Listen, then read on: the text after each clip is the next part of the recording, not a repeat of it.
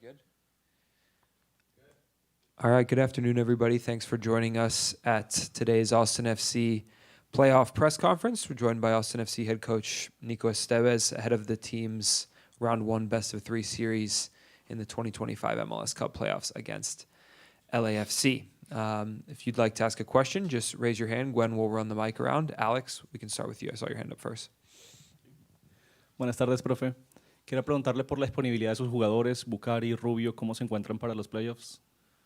Bueno, Bucari va entrenando con el grupo. Hoy empezamos después del partido del sábado con el grupo y él entrenó con el grupo.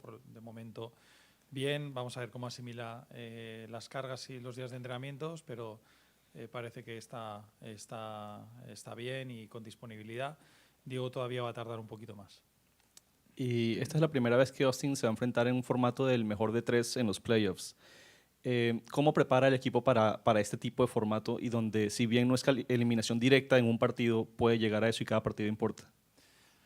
Bueno, yo tuve la experiencia en 2023 de jugar este formato. Es un formato muy americano, ¿no? Que viene también de otros deportes. Y bueno, si bien te da la opción de no quedar eliminado a primeras de cambio, ¿no? Entonces, como que te da más vida. Lo que es importante es que para nosotros tenemos que ganar un partido fuera de casa, eso seguro, y ganar el de casa para poder pasar. Es un formato en el que no hay empate después del partido, sino hay un ganador y un perdedor. Por lo tanto, tenemos que tener esa mentalidad de saber que podemos ir a penaltis y tenemos que estar bien preparados para esa opción. Podríamos ir a penaltis en los tres partidos si se empatasen los tres durante el minuto 90. Por lo tanto, tiene muchas diferencias a lo que un partido de knockout normalmente tiene. Por lo tanto, tenemos que estar preparados para todo eso. Phil? Yeah, so 18 teams are in the mix now. Only one team can be champions. So just kind of with that in mind, how do you gauge success in this tournament? How do you what would be satisfying for you? Well, I think I said in every competition that we've played this year, I think in order to be champions, you have to put yourself in a position to win, to have the possibility to win, right? I think in the Open Cup, advancing every round, it put us closer and in a position to be one of the candidates to win the Open Cup. I think making the playoff put us in a position to be one of these 18 teams to be able to have the opportunity to win it. And right now, the only thinking for us is how we beat LFC in this best of three. Okay. And this will put us in the next step to try to fight it, you know. I think thinking more and thinking on the last rounds, it doesn't help because we are too far away, that we have to overcome a lot of obstacles throughout these games that we're going to have against the LFC. And I think the important thing for us is to focus to get one step closer to the final game. Okay. And then given what you've seen of Sun and Bouanga together, how do you stop them? I mean, I think it's a collective effort, you know. I think probably since they've been playing, I think they've scored or contribute with assist in every game that they play together. Then non-team has stopped them yet. This says a lot about the quality of these players. We feel confident on our talent, on our roster, and our players, but also a collective game plan that will allow us to do well. We know anytime you play against quality players, that they can bring something out of nothing, and it doesn't matter how good your plan is. I always put example of Messi and Jordi Alba. You know, probably every team just train how to defend that combination throughout the whole time, and every game they have a chance, or they score a goal throughout that combinations. For that reason, I think for us it's important that we focus on the collective. We focus on how we can deal collectively against them, but also how we can be better on the attacking third, in order that if they bring something out of nothing and they punish us, that we also can punish them. Colby? You've got a long way off. Do you like that, or would you rather have played earlier? And how do you handle such a long layoff? I mean, I think it's something that is still an issue for the league to solve. That is not easy. There is a lot of components throughout that. TV, there is field availability, because there is teams that share the field with NFL teams. There is teams that have other events or activities throughout the weekend, and at the end of the day, is what it is. We just set up a plan. We're gonna be ready for what is coming. I don't think also that LFC likes that, but if you ask probably the players and the coaches, they probably wanted to play earlier, because it's kind of like you lose a little bit of the momentum, or you lose a little bit of the side of the competition. But as I said, is what it is, and we adapt, and we'll be ready for that first game. And I think you already answered this in Spanish, but Bucharest, do you expect everyone to be ready to go by the time next Wednesday comes around? Yeah, Bucharest is training with the team. It was more precautionary the last game, and he will be if everything goes well, and he will be ready for the first game. And Diego, it will take to him more time. We're gonna go week by week with Diego. And Parker? Yeah, kind of going off of Colby's question earlier, do you change anything in your preparation before playoffs, or is it business as usual? Yeah, I mean, because we play Wednesday, we had to change our schedule. We won't change our schedule from match day -1, -2, -3, -4. We just lock that in as we usually do in any competition. But we change a little bit how to manage the workload with some fresh air, that the players don't feel like they've been training for 10 days and then they arrive to the game, they're exhausted. And this is why we gave some days off. We came back today, we train tomorrow. Friday we're going to have an off day, and then Saturday, Sunday, Monday, and Tuesday we'll train. And we feel very comfortable about using those days for the preparation that it's going to take for us.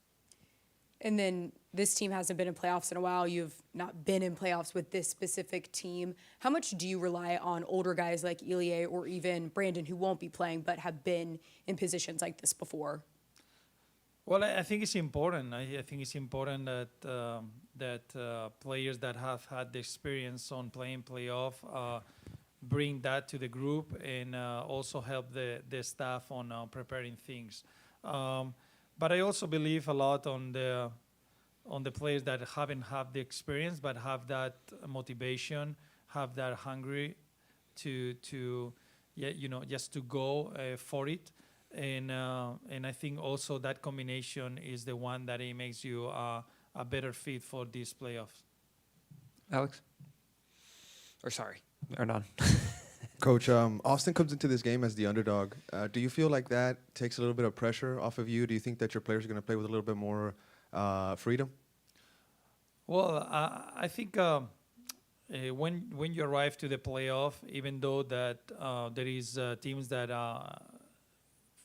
finish ahead of you in the table, they did better than you, and they can be the favorites also because of the investment and the quality of the players that they have in their rosters. For us, we took the Open Cup. It's an opportunity to just beat the other team that we have in front of us. And if these allow us to play with more freedom and to play better, we'll receive that in a good way, and then we'll use that against the opponents. Also, Coach, you have some players that were there for the 2022 Western Conference Final. Has there been any conversation? Has some of those guys, maybe talked to some of the new guys like, hey, we have history versus this side, and, these teams aren't new, right? There's history. Has there been any talks? No, and I think it's because also the format is different. It's not just a game. It's multiple games in this first round, and I think that is a little bit far away. Both franchise has changed a little bit. We have different experiences this year against LAFC, and I think we have to build towards that experiences that we had against LAFC this year. A couple of names that have been mentioned so far, Ilie and Diego in particular, stick out to me that I wanted to ask you about, reflecting on this past season. Diego's been here a bit longer than just this season, but in the case of both of these MLS veterans who have so much experience in the playoffs, in the league, on a recent interview, we heard Diego say that his goal changed from going back to his boyhood club in Chile to staying with Austin, winning hardware with Austin. We've seen, I feel like, an interesting energy from both of these players in particular about what this club has come to mean to them in very short order. How crucial has the leadership that you've seen from Ilie and Diego been in a season that has had ups and downs, things like Brandon's injury that you couldn't have possibly predicted, but the kinds of adversity that you run into in a really crazy MLS season like this one? Well, I think it's really important to have players like them in the locker room. I think if you go around the world and you see the locker rooms around the world, the best teams, they always have good leaders, with good mentality, good character, that they think on the team first, and then they help any teammate. They help the staff. They have the experience to in difficult situations have the calm and the poise to solve the situations inside the locker room and turn those moments into a good moments, And I think it's really, really important to have players like them. Also, not only because of that, if not the quality that they can bring to the team on the field. And in reflecting on the season, of course, you've got the playoffs to concern yourself with.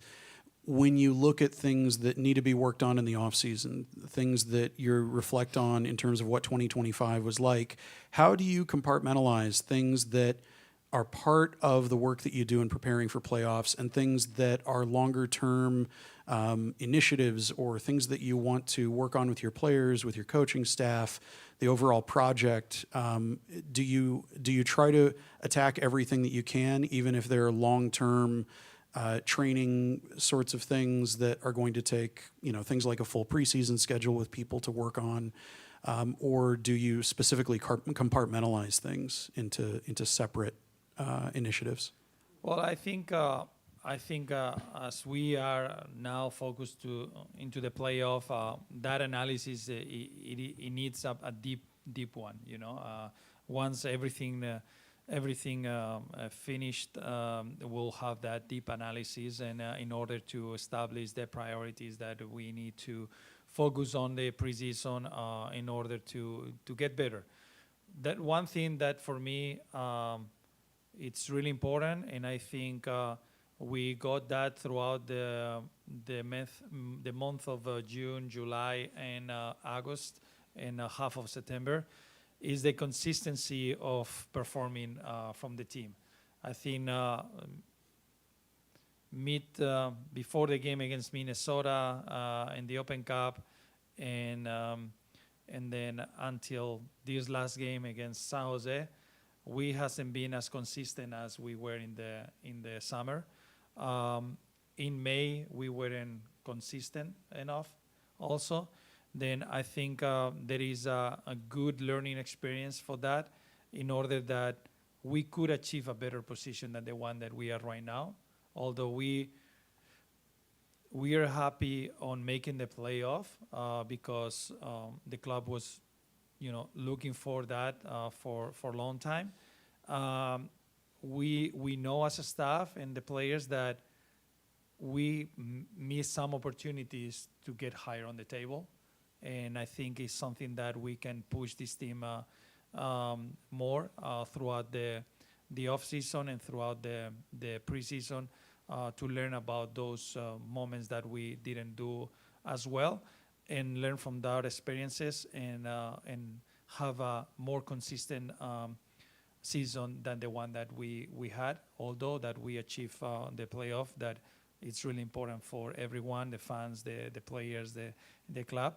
But we want to be ambitious and we want to push ourselves, and it's about putting ourselves in positions that allow us to do better, in the off season. But we had to also play with that situation on playing Open Cup, and it's something that we feel good about the run that we had. We are not complete happy because we didn't win the trophy, but we need to learn how to manage these consecutive games in order that we can be more consistent and get more out of those games. Juan? What does it do for your squad to go into this series knowing that LAFC has yet to get the better of you this year? 2 consecutive wins against this team. Is it pressure or is it confidence? Well, I think because it's LAFC, we always gonna look them as a really good team, and then we are not look that we won both games. If not, there is a lot of work to do in order to beat them, and I think this is the positive side to play against a team like LFC, that we are not gonna look like that. We already play 2 good games against them and got good results that will help us to pass to the next round. If not, that they are a really good team. They're a team built to win trophies, and is the team that is in front of us, and is a team that we know if we do well, we can beat them. Colby, we'll come back to you. Owen's kind of turned into your best field player this year. What did you see out of him, and then what do you want to see out of him in the playoffs? Well, I think for Owen, if we just talk about the regular season and the Open Cup, I think he has grown in the right direction, in a direction that we expected when I arrived to the club, and the people that were in the club before of me, that he had that potential. But we want not to think about that the season has ended for him. If not, there is now a playoff, and if we want to see a big progression of him, the playoff is the best scenario to show you up to everyone. Everyone is looking at you. Everyone is focused on those games, and you play against the best, and the teams play at the highest level. Then if you are able to shine in those moments, you will confirm as one of the top players of this league. Profe, ya se le ganó a LAFC 2 veces esta temporada. Ambos partidos fue por un gol en pelota parada, un tiro de esquina. ¿Ha logrado identificar después de estos 2 partidos algún punto débil en el LAFC para poder herirlos de jugada abierta? Bueno, la verdad que hemos hecho un análisis exhaustivo de ellos, y es un equipo que concede muy poco. De hecho, el otro día contra Colorado viene de un error de Loris en la salida de balón, hizo un mal control y al irse el control ya no tuvo tiempo a reaccionar y dio un pase al rival y convirtieron, y dio un centro lateral, ¿no? En ambos partidos, nosotros en el primer partido creo que hicimos más ocasiones claras de gol. También ellos estaban jugando con una línea de 4. Ahora están jugando con una línea de 5, jugadores muy físicos. Por lo tanto, es un equipo que recibe muy pocas ocasiones de gol en los partidos. Los expected goals que tienen son muy por debajo del average de la liga. Por lo tanto, es un equipo muy difícil de hacer gol. ¿Dónde podemos hacer gol? Pues bueno, balón parado, que ya hemos hecho 2 veces, y luego en situaciones de transiciones en las que nosotros podamos pillarles un poquito pues en ataque y con menos gente por detrás del balón. Y para mí, algo que en la segunda parte aquí pues estuvimos un poco mejor, encontrar los momentos de llevarlos o a un lado o atraerlos, sacar defensores para poder penetrar y para poder generar ataques más rápidos, ¿no? Yo creo que eso va a ser algo clave para nosotros, cómo vamos a poder acelerar los ataques, ¿no? Creo que en el último partido tuvimos un partido cuando tuvimos el balón de control, de tener la posesión, de moverlos bien, pero nos faltó más agresividad, más verticalidad y velocidad a la hora de atacar, ¿no? Por lo tanto, yo creo que es algo que tenemos que ver. También tengo que decir que los partidos de playoff, y sobre todo el primero, nunca sabes cómo salen, ¿no? Hay mucho nerviosismo, encima tenemos mucho tiempo hasta el día del partido, mucha ansia, muchas ganas de que llegue ese partido. Ellos juegan en casa, tendrán que ir hacia adelante, querrán ganar el primer partido en casa. Eso puede hacer que el partido nos dé escenarios y contextos distintos a los que a lo mejor preveíamos al principio. Entonces tenemos que estar muy preparados para cualquier situación de esa. Profe, y usted ya nos había comentado que tiene un pasado de haber sido un hincha muy activo del Valencia. ¿Usted tiene algún cántico personal favorito, digamos, de ese tiempo? Tendría que pensar ahora. Bueno, hay muchos ahí, ahora me he quedado en blanco, ¿no? Lo pensaré y te lo enviaré.